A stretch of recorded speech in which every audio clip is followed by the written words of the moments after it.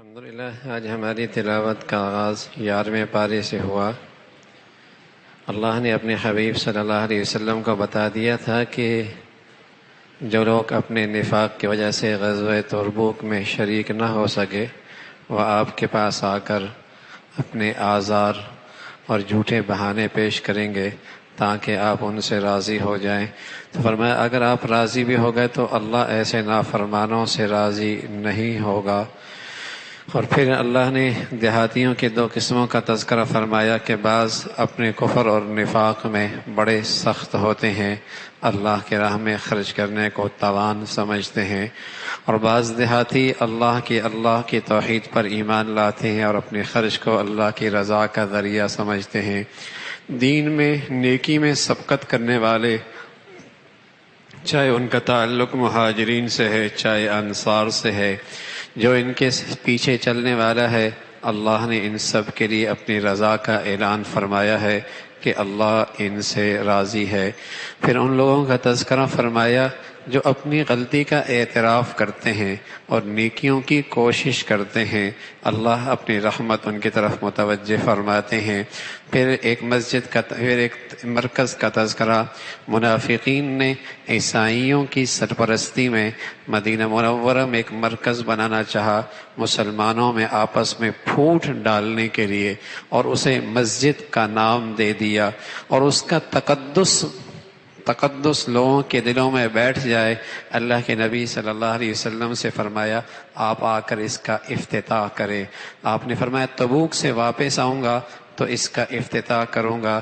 اللہ نے اپنے حبیب صلی اللہ علیہ وسلم کو بتایا یہ مسجد ضرار ہے، یہ حقیقت میں مسلمانوں کو نقصان پہنچانے کے لیے اور مسلمانوں میں فرقہ واریت کو اور مسلمانوں میں پھوٹ ڈالنے کے لیے یہ بنائی گئی ہے۔ اس کا تقدس کا خیال نہ رکھنا اور اسے گرانے کا حکم اللہ کے نبی صلی اللہ علیہ وسلم نے دیا اور اسے جلا دیا اور اسے پیوند زمین اور اس عمارت کو زمین کے برابر کر دیا۔ فرمایا ہاں مخلص ایمان والوں کی بنائی ہوئی مسجد قباء وہ مسجد ہے جس کی بنیاد تقوی پہ رکھی گئی ہے اور جس کے بنانے والے مخلص لوگ ہیں جو عقیدے اور نظریے کے لحاظ سے پاکیزہ اور صاف ہیں اور ظاہر اور باطن ہر لحاظ سے ان کے اندر طہارت موجود ہے۔ اللہ ایسے لوگوں کو پسند فرماتے ہیں۔ پھر اللہ رب العزت فرما رہے ہیں کہ ایمان والوں کا جانوں کا خریدار میں ہوں، ایمان والوں کی جانوں کا خریدار میں ہوں اور ان کے بدلے میں میں انہیں جنت دوں گا۔ یوں بھائی مسلمان کی جان بہت قیمتی ہے، اس لیے کہ اس کا خریدار اللہ ہے، اس کا خریدار اللہ ہے۔ کوئی وقت کا بادشاہ کسی چیز کو خریدے، اس چیز کی قیمت اس کی نسبت بڑھ جاتی ہے کہ اس کا خریدار یہ ہے، اور سبحان اللہ بادشاہوں کا بادشاہ وہ خریدار ہے ایمان والوں کا، ایمان والوں کی جانوں کا، جو اللہ کے راستے میں لڑتے ہیں، شہادت کا مرتبہ پاتے ہیں، کفار سے ٹکراتے ہیں۔ اور ان کی خوبیاں کیا ہے؟ ان کی خوبیاں یہ ہیں وہ توبہ کرنے والے ہوتے ہیں، وہ عبادت کرنے والے ہوتے ہیں، اور وہ روزے رکھنے والے ہوتے ہیں، اور رکوع اور سجدے کرنے والے ہوتے ہیں، اور وہ برائی سے روکنے والے ہوتے ہیں اور اچھائی کی طرف بلانے والے ہوتے ہیں۔ معاملات ہوں، عبادات ہوں، معاشرت ہو، اخلاق ہو، اللہ کے حدود کا خیال رکھنے والے ہوتے ہیں۔ یہ ان ایمان والوں کی خوبیاں ہیں۔ پھر فرمایا نبی کے لیے بھی گنجائش نہیں ہے کسی مشرک کے لیے دعائے خیر اور دعائے بخشش کریں۔ ابراہیم علیہ السلام نے اپنے ابا کے لیے دعا کی، لیکن جب ان کا شرک ثابت ہو گیا تو ابراہیم نے اپنے باپ سے بھی برات کا اعلان کر دیا کہ میرا ان سے کوئی تعلق نہیں ہے۔ پھر ان مخلص ایمان والوں کا جن کی تعداد 3 تھی، کعب ابن مالک، مرارہ ابن کعب اور مرارہ ابن ربی، ہلال ابن امیہ، یہ 3 مخلص ایمان والے جو غزوہ تبوک میں نہیں جا سکے، لیکن انہوں نے جھوٹ کا سہارا نہیں لیا۔ انہوں نے جھوٹ کا سہارا نہیں لیا اور سچ آ کر بتا دیا۔ ہماری سستی، ہماری کوتاہی، ہماری کاہلی، اس کی وجہ سے ہم شریک نہ ہو سکے۔ ان کے لیے بائیکاٹ کا اعلان ہوا، 50 دن تک ہر قسم کا ان کے ساتھ بائیکاٹ ہوا۔ اللہ نے آسمان سے ان کے لیے توبہ کی آیت بھیجی کہ اللہ نے ان کی توبہ قبول فرما لی۔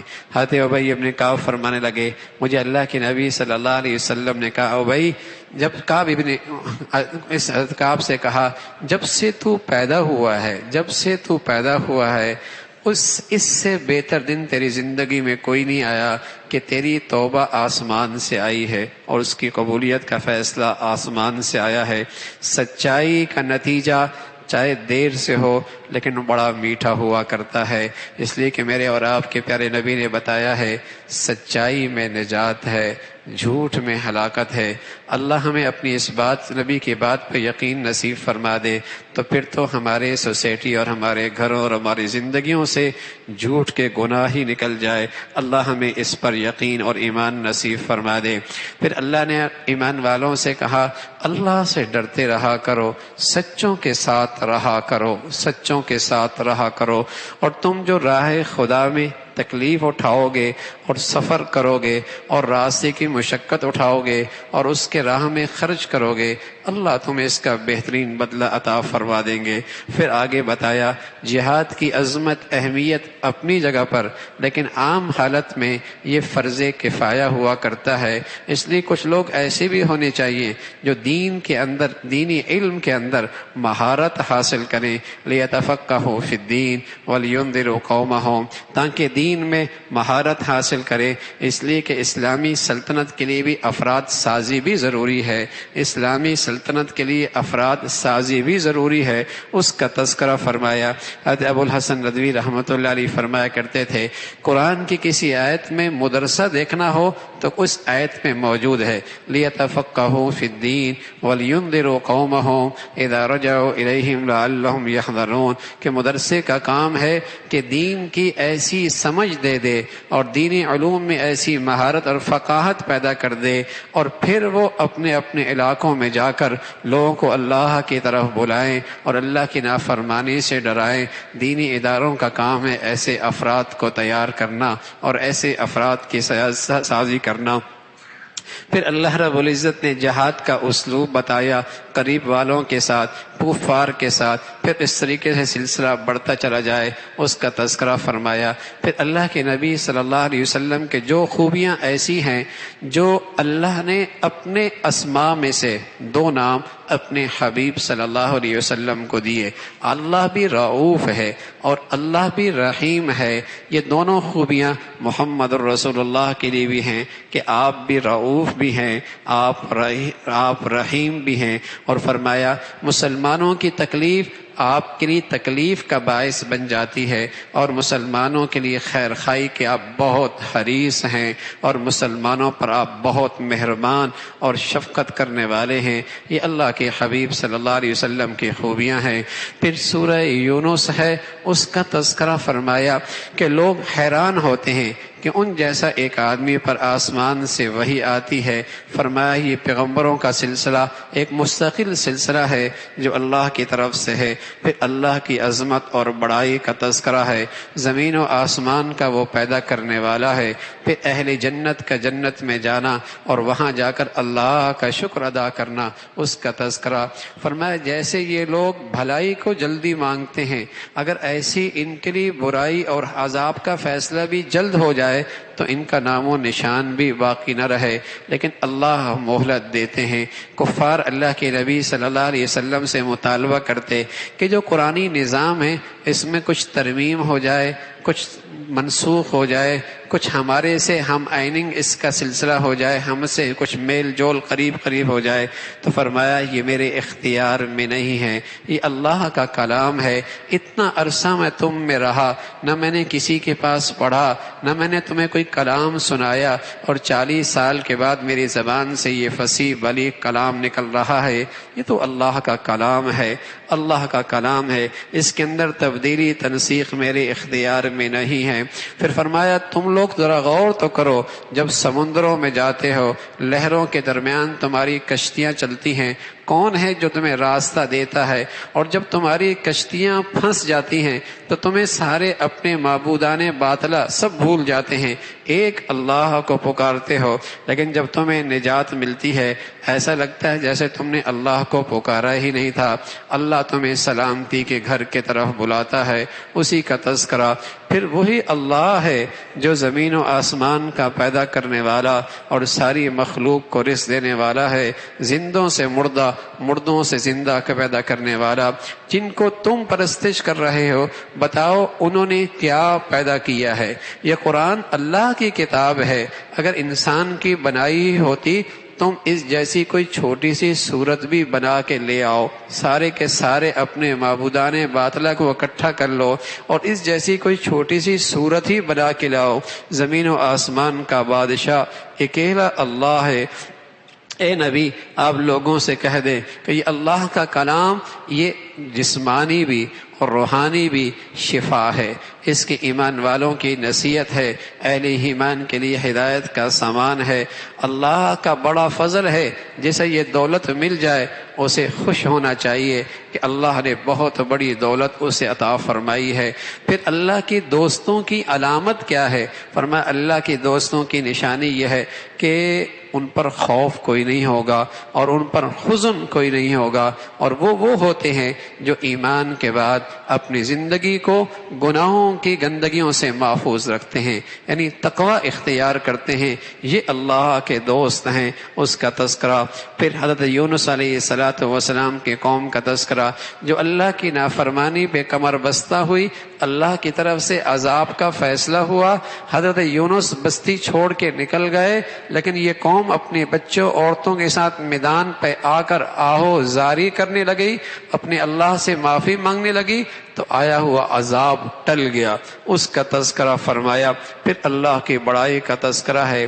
پھر سورہ ہود ہے جس کے آغاز میں قرآن کی عظمت کا تذکرہ ہے، اس کی آیتیں ساری کے ساری محکم ہیں، اور اس کے اللہ رب العزت کی طرف سے ہے جو چھپی ہوئی چیزوں کو اور ظاہری چیزوں کو سب کچھ جانتا ہے۔ پھر اللہ نے معاش کا مسئلہ حل کر دیا کہ زمین پہ چلنے والی جتنی مخلوق ہے اس کی روزی اللہ کے ذمے ہے، رزق دینے والا اللہ ہے۔ وما من دابۃ فی الارض علی اللہ رزقها، اللہ ہی رزق دینے والا ہے، اس کا تذکرہ فرمایا جب انہیں مصیبت پہنچتی ہے اللہ کو پکارتے ہیں، اور جب انہیں حالت اچھی ہو جاتی ہے اللہ کو بھول جاتے ہیں۔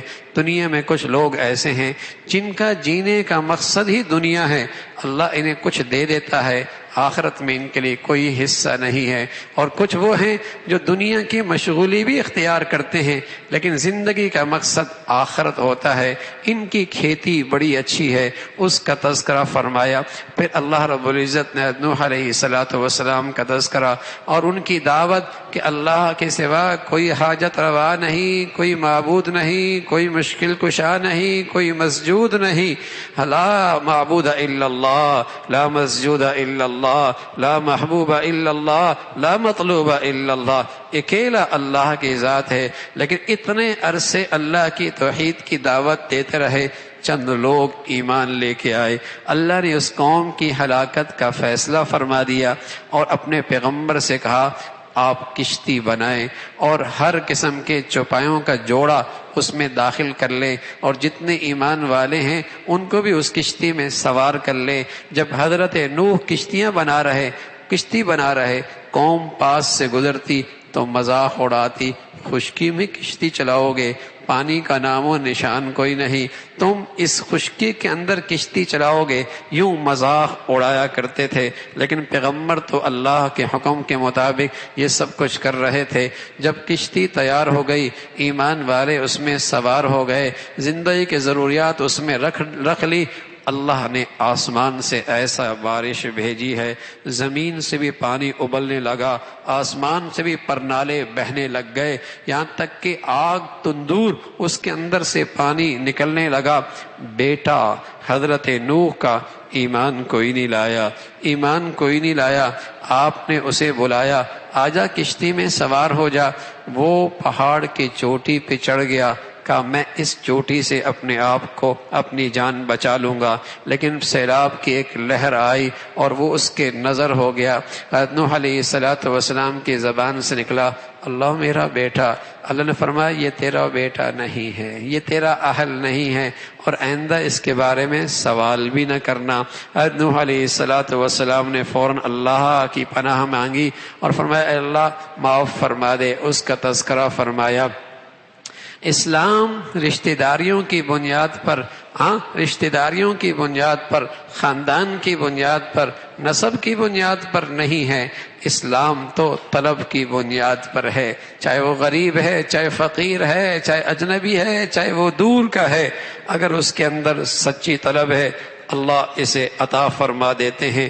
اسلام کے دولت کے معاملے میں اللہ بڑے غیور ہیں، بڑے غیور ہیں۔ جو اس کی قدر نہیں کرتا اللہ اسے دیتا بھی نہیں ہے، اور کوئی کسی بھی دنیا کے کونے سے طلب لے کے آئے اللہ اسے یہ دولت اس کی جھولی میں ڈال دیتے ہیں۔ تو نوح کا بیٹا، نوح علیہ السلام کا بیٹا طلب کوئی نہیں، مردود ہوا، ہلاک ہوا، عذاب کا شکار ہوا، اور اللہ کے نبی کے پور سے آئی ہوئی غلام، کہاں سلیمان فارس کا، اور کہاں صہیب روم کا، اور کہاں بلال حبشہ کے، سبحان اللہ، سچی طلب لے کے آئے، اسلام نے انہیں سردار بنا دیا، اسلام نے انہیں سربراہ بنا دیا۔ تو اسی کا تذکرہ فرمایا۔ حضرت نوح علیہ السلام کا یہ طویل واقعہ اللہ کے نبی صلی اللہ علیہ وسلم نے بیان فرمایا آپ کی زبان سے اس واقعہ کا بیان ہونا جو صدیوں سال پہلے گزرا ہے، یہ علامت ہے کہ یہ کلام اللہ کا کلام ہے اور آپ اللہ کے سچے پیغمبر ہیں۔ اللہ عمل کی توفیق نصیب فرما دے۔